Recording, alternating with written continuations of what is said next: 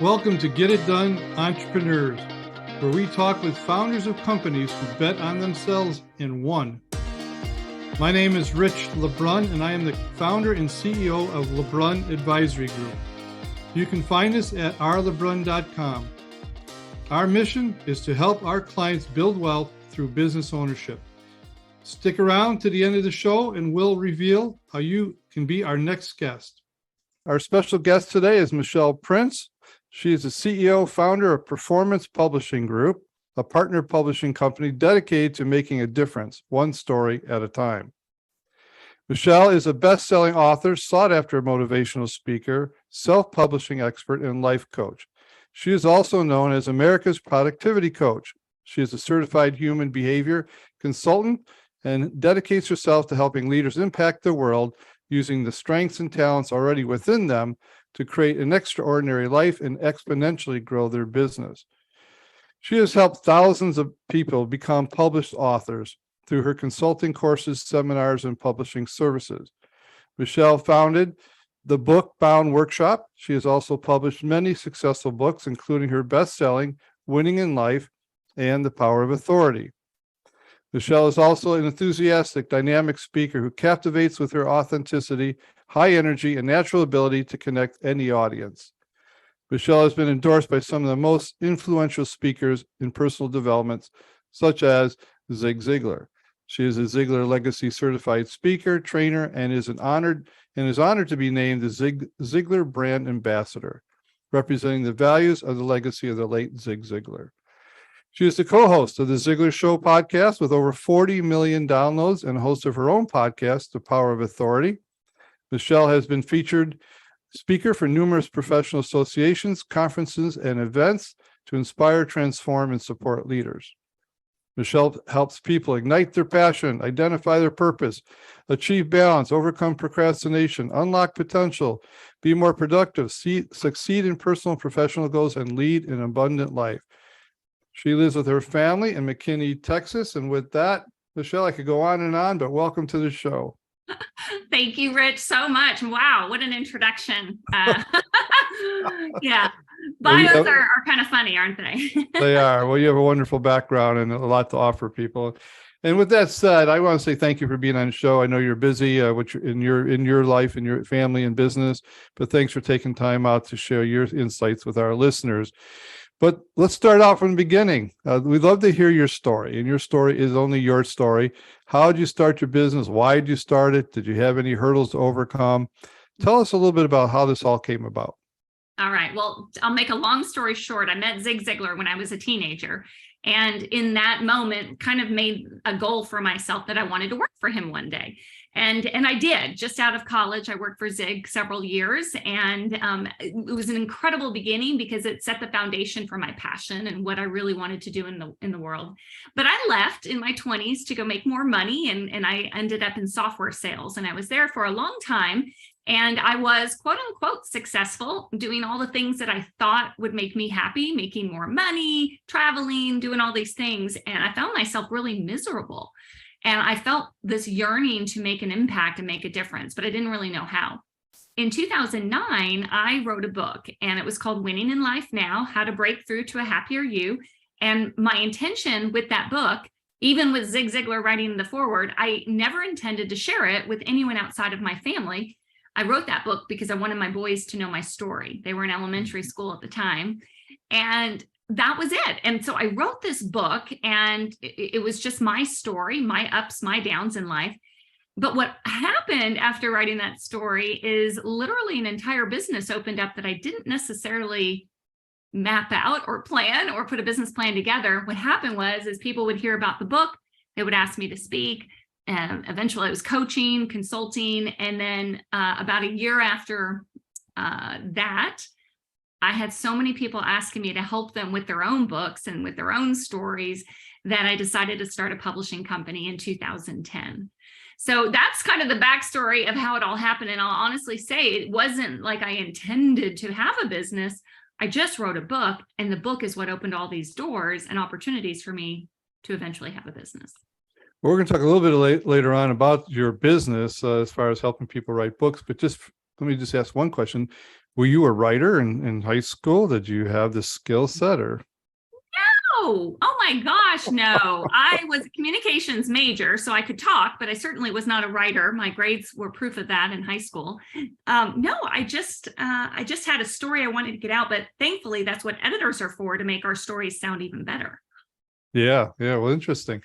Okay, looking back, is now that you've been in business for a while, would you look back and say, is there anything that you would do differently? Would I do differently? Well, when I jumped into a business, I knew nothing about a business. I probably would have studied that part of it a little bit more, because I had a lot of struggles in the beginning. I loved inspiring people, but I didn't necessarily love running a P&L.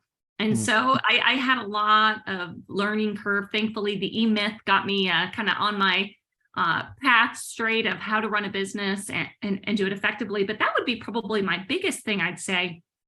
But I have no regrets. I mean, I am where I am today because of the struggles I had early on. So it's just all kind of part of the journey. Yeah, E-Myth has helped so many people to give a good perspective on running a business. And you're right. Sometimes we jump in and we forget all the pieces of the puzzle it takes to run a business, including a P&L. This may be far from our passion, but needs to get done. We got to pay our bills, right? Right. I mean, I kind of figured it out probably, later than I probably should have. But, I was actually more, because I was so passionate about what I was doing, I wasn't as concerned about making money. So I did a lot of things for free and then as I struggled, and somebody said, the more money you make, the more people you help. And so it was a shift in some of my mindset of, okay, I need to get smarter with how I charge, how I, run my business, so that I have more resources to help more people. And that was a big shift for me. Yeah, nothing wrong with making money. You can definitely use it for good. For changing the world. Yes. Yeah. You had mentioned early on that you, even with Zig Ziglar, you were young and got hooked up with someone really, really one of the most famous people out there. But we were at a young age. Did you have a desire to change the world? I mean, make a difference in people's lives? And where'd that come from? So it's funny, my parents, when I was 18, I just graduated high school, and they sent me to a Zig conference. And I went kicking and screaming because I didn't want to go. But it was in that moment, I found my passion, but I didn't know the word for it at the time. But I loved it. I love goal setting. I love personal development and, all of the things that Zig teaches. And so I knew I wanted to do something along those lines in my life, but it wasn't necessarily because I didn't have the clarity yet. I graduated college, and then when I began working for him and seeing how he was truly impacting people's lives, it just kind of opened up something in me. And after I quit and I went into software sales, I had this yearning and I tell my husband, I'm like, I just want to make a difference. I just want to make a difference. And I might've been to some company that I was selling software to, but I wanted to do it in a more personal way. And so it really probably wasn't until my 30s that I started to get that, I think I'm created to do more. What am I doing here? I need to figure this out. And eventually I left corporate America to run my own company. That's fantastic. And, I think about your parents sending you at 18, they sent you there.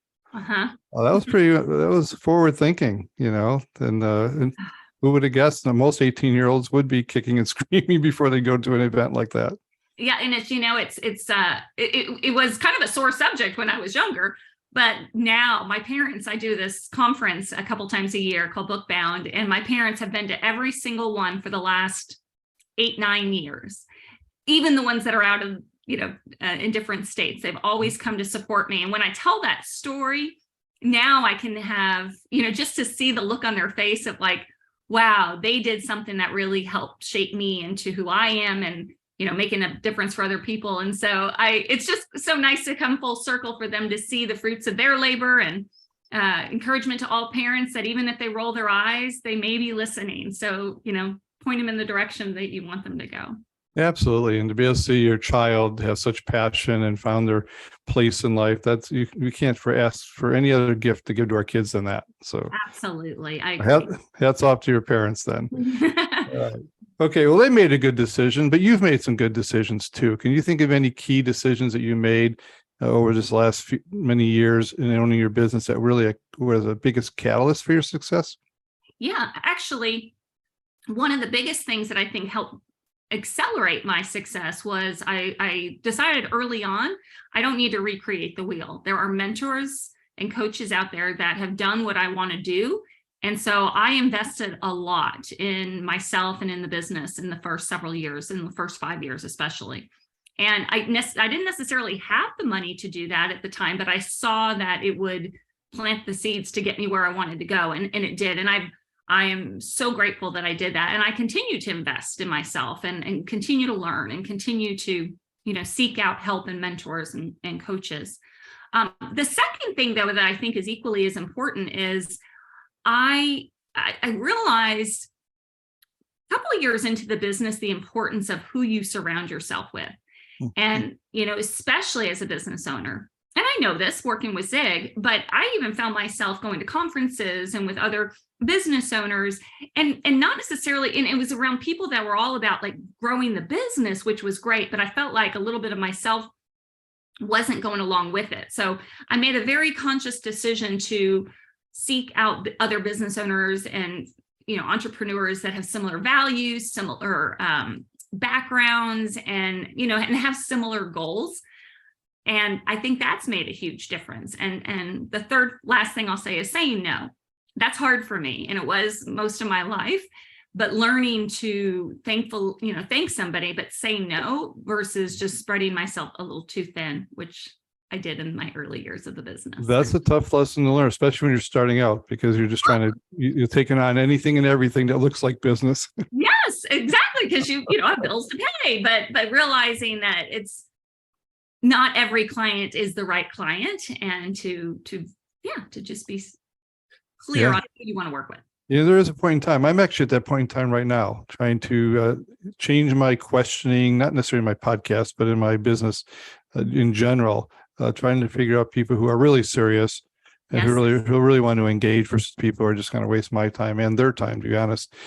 So I'm actually revamping my questions and trying to make screening process because I want to work with people who want to do what I do. And it's very good. I want to take a little commercial break. You got a lot going on. You've been in the Ziegler route. I think you still do some of that, if I remember correctly. You're helping people write books. You have a workshop. Tell people about your business. This is a commercial break. Okay. Who your customers are. If you have an event, you want to promote a book. This is your time. Let's spend some time to hear more about your company and what you do. Well, thank you. I appreciate that. So Performance Publishing Group is the publishing company. We're making a difference one story at a time. I do believe everyone has a story and that every story matters. And when you get your story out into the world, not only does it help you, but it also impacts other people. So we do this through Done For You publishing, seminars, consulting, and really just helping people to elevate what they already have and build their author platform so they can have a bigger reach. And you can learn more at performancepublishinggroup.com. Okay. Well, I think that's a simplified version because everybody wants to write a book and so many people our books are just in their mind, never out into the world. Mm-hmm. So how do you get people to really sit down and get it done? I mean, you have an art that maybe you take for granted, but the world needs people like you. Oh, thank you. I love helping people to everything you would ever put into a book is right here. It's in your head. So I do have a process that I ask questions and literally just pull it out of people. We do seminars where people come and by the end of the first day of the workshop, they have an entire book outlined, mapped out. So there's this process we follow, and then in consulting and things like that, we whiteboard it all, but it's just a matter of helping somebody to get it out of their head onto paper is the first step. And then after that, we help them go through the publishing process, whether it's teaching them what to do if they want to do it themselves, or we can do it for them if they want to outsource it. All right. So let me ask you a question. People can self-publish today on Amazon, right? Yes. But there's no credibility. Nothing about Amazon when I say that. No credibility when you look at it as being an author of a book versus having a publishing company behind you. Tell us the difference. And what is that value to me if I wanted to write a book through your program? Well, there is value in self-publishing because as a self-publisher, you are the publishing company. So the difference is the credibility comes from being a published author, not necessarily who the publishing house is. But I always have to remind self-published authors, you are the publishing company. So it's just getting it done right is the key. You don't want to, your name is on a book. You want to make sure it's done professionally and all. The benefit of working with a publishing company, though, is, and in our case, we call ourselves a partner publisher. It's really that hybrid model where you get the same benefits as if you self-published. You keep the rights to your work, you keep all the royalties, commissions, but we do the work. And the benefit of that is we know what to do and we know how to get it done professionally. We've done thousands of books, so we can help make that process easier for people that don't want to spend the time to learn how to publish a book, because there are a lot of details you have to know. Then the benefit is in outsourcing it. But I always tell people it boils down to two things. It boils down to time and resources. Because if your money is tight and you're willing to invest the time, self-publishing is a great option for people, but they have to do a lot of work to make sure they do it right. If they're willing to, maybe their time is precious. We work with a lot of executive CEOs, founders who know time is money, and they're willing to invest a little bit more to get the book done right, then, going with a publisher is the right way to go. But there's no right or wrong necessarily. In 10, 15 years ago, that might have been different. But nowadays, as long as they follow the process and get it done right, self-publishing has the same benefits as a hybrid publisher. It does. But you help them get their book marketed? Well, all of our authors, we do the full distribution, which means the book gets available for sale on Amazon, barnesandnoble.com, and in fact, thousands of retail online outlets. So we do that part for them. Beyond that, we can help them with the audiobook, and we can help them with, creating a podcast through our partners. So we are not a marketing company. So once the book is published, distributed, and out into the world, we have partners that can come in and take it to the next level. Fascinating. I know there are listeners out there, many, because I've talked to so many people who go, I wish I could write a book. I don't know how to get started. Where do I go? And it lives in their head forever, sometimes never gets out. So any of you listeners out there, reach out to Michelle. She can get that started for you. All right, let's shift to the second part of the show here. This is more about today, in today's world. We've been in business, both of us, for long enough that we've faced some different headwinds, but I've never seen so many headwinds at the same time that we have in 2022 with political unrest and wars and recessions and labor and you name it, we got it, right? Yep. But you're an owner of a company and you have to get, you have to navigate your company. I'm sure you have people working for you that are, leaning on you per se. Mm-hmm. So how are you navigating this time? Do you see it as an opportunity to grow, to expand? Is this something that's been a good thing for you in crisis, or are you feeling like maybe you should retreat a little bit? That's a great question, and it is tough because we've experienced things in the last several years that, many, it's not many people have experienced all at once, right? So it's been difficult. I think for me, I've always seen quote unquote recessions or downturns in the market as opportunities. And I try to stay optimistic and think about the companies, thinking back even to World War II and the Great Depression and all of those things. There were companies getting started then, even in the worst of times, who now have lasted. I believe Ford was one of those companies. I have a book that gives me all these examples. And so that inspires me. That what it does for me is it just gets me to think a little bit more strategically and not take business for granted. In book publishing, when budgets get tight, sometimes that becomes more of a difficult decision, because especially if an author is looking at it as a passion project, or they don't necessarily see the full value return on investment on it yet, they may see that as a shouldn't spend the money, right? Mm-hmm. But I kind of look at it this time as the people that are really, really buckling down and investing in themselves and their business and getting more strategic and learning things, getting certifications while things are down, are going to be the ones that are accelerated when it comes back up. So that's just my mindset. So I'm always thinking like, okay, what aspect of my business will thrive in a downturn versus what aspects of it are going to be difficult to generate. Yeah. I love hearing that. I had one of my guests say, I thought it was really profound. He said, you know what? He says, I don't pay attention to the macro of the whole world. All I know is I have to do better than my competitor. So I put all my energy in just making sure my business is doing better. And then somehow the macro just kind of went on about its way, and then my business took care of itself.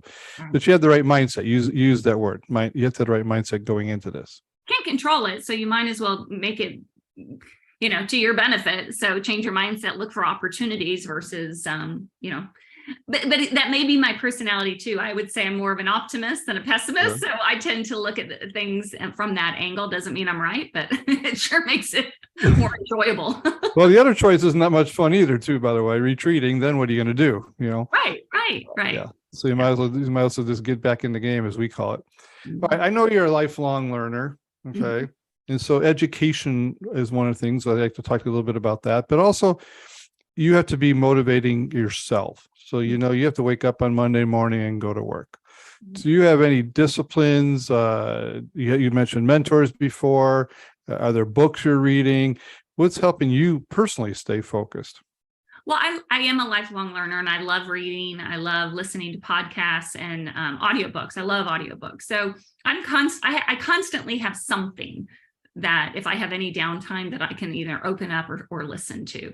And that helps me. I have to keep positive, the good, the pure, the positive, as Ziglar would say, in my mind in order for me to stay focused on the positive. And then what else do I do? I do try to discipline myself to have a morning routine. I'm not always good at it. In fact, I need to probably work on it a little bit more, but I try to wake up first thing in the morning before looking at email, before looking at anything. I do a quiet time. It's my prayer time. It's my journaling time. And that just kind of gives me, I try to get my mind in the right place in a different perspective before I start my day. When I do the opposite and I start my day by looking at how many emails and, oh my gosh, I have this to do today and I have that to do. And it just kind of gets me started in a place of anxiety. Mm-hmm. I don't feel as productive. So I really try as best as I can to discipline myself to do that first. Yeah. And then move into my day. Somehow our days just seem to fall in line when we get that right. Yes, it does. It does. And look, we're all so busy. I mean, we all have every excuse in the world not to do it. So that's why I say it's a discipline. It's not easy to make yourself, because the easiest thing in the world is just jump right into the business. Sure. Okay. Being a lifelong learner, are you studying something now? What's going on? What are you reading now, I would say? Well, it's interesting. So aside from my publishing company, and really my background began in organizational behavior and training. And in fact, that's why I wanted to work for Zig, because I wanted to be in training and development.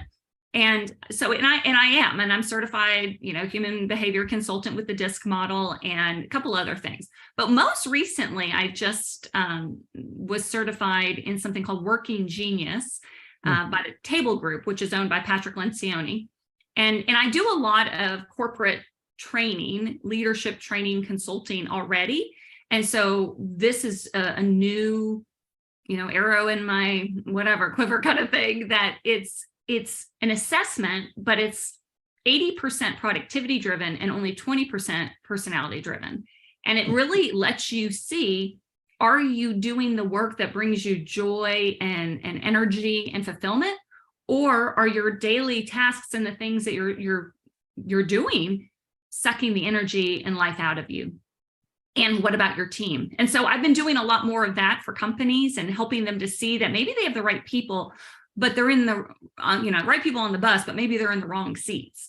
And so that's been a lot of fun. And I love stuff like that. So that's why I got certified. Personally, I love it. And then I love helping other people to get that insight. And what was that called again? Called Working Genius by the Table Group, which is Patrick Lencioni's. In fact, he just wrote a book, just launched, called The 6 Types of Working Genius. Great. He's a phenomenal speaker. I've heard him many, many times. Yes. Yeah, very motivational. I love that idea. Does that help companies figure out if people have initiative? So what it does is so each of us have what we call geniuses, and then we have working competencies, and then we have working frustrations.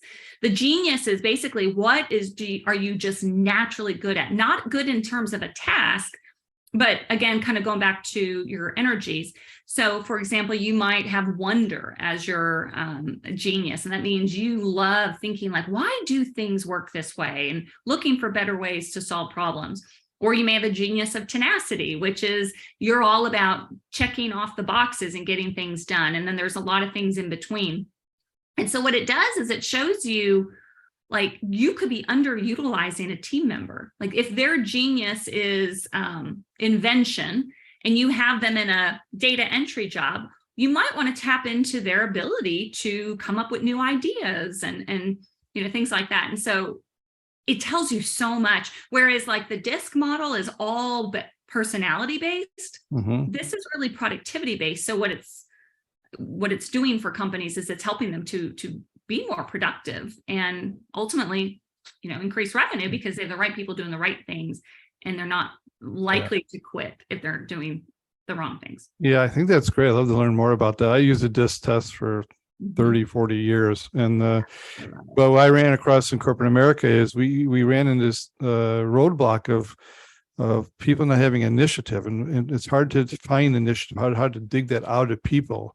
Yeah. But then your productivity as a company goes down if people are just order takers and not thinking on behalf of the company. So I think you might be into something really good there. That's awesome. Michelle, we're going to wrap this thing up here. So we have two listeners. Listeners are who are own companies and are thinking about adding additional revenue stream, or people in corporate America who are saying maybe it's time for me to become an entrepreneur.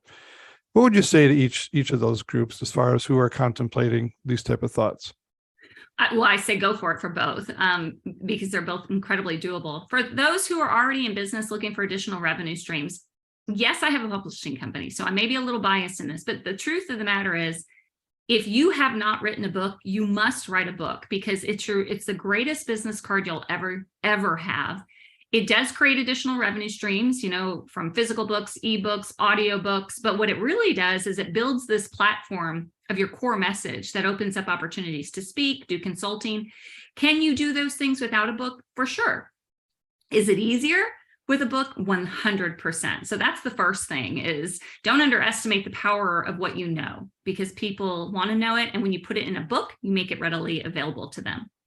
The second thing is, if you're in corporate America, I have been there, and I know where you are. If you're thinking like, gosh, I feel like I have so much talent and ability, and I want to do something new, and I say take the risk.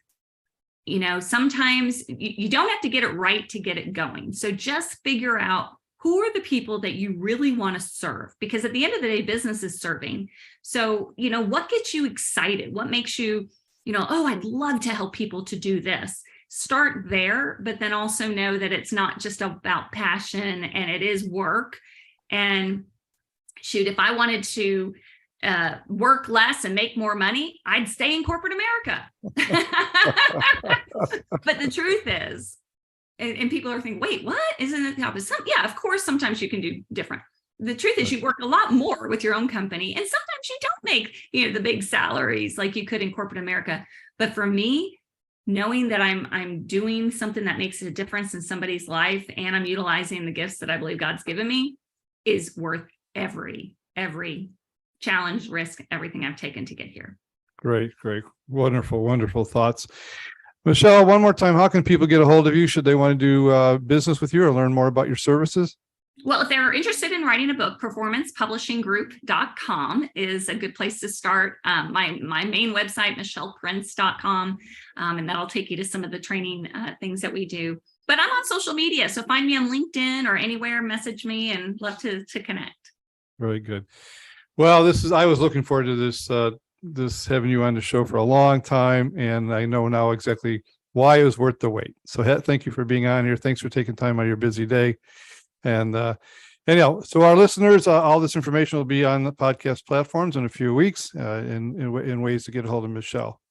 Michelle, with that said, I hope you have a great day, and thanks again for being on the show. Thank you so much for having me. This was a lot of fun. Thanks.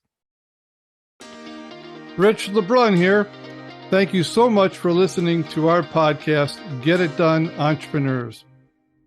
If you are a successful business owner who would like to be on this program, please visit us at rlebrun.com/podcast and fill out the form, and we will reach out to you. If you got something out of this interview, would you share this episode on social media? Just do a quick screenshot with your phone and text it to a friend or post it on the socials.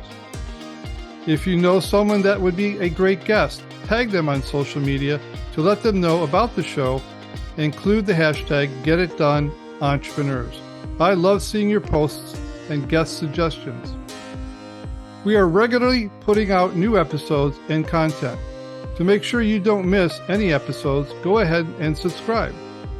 Your thumbs up, ratings, and reviews go a long way to help promote the show and mean a lot to me and my team. Want to know more? Go to our website, rlebrun.com, or follow me on LinkedIn, Facebook, and Instagram. Thanks for listening. We will see you next time.